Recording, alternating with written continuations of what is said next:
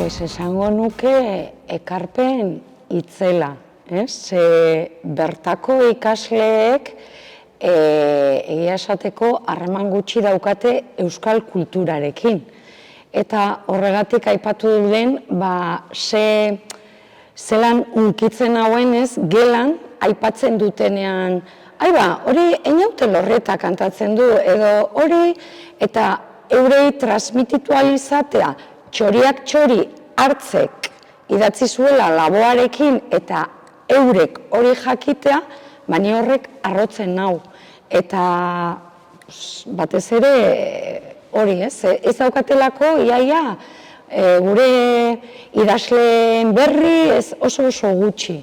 Eta hori esango nuke.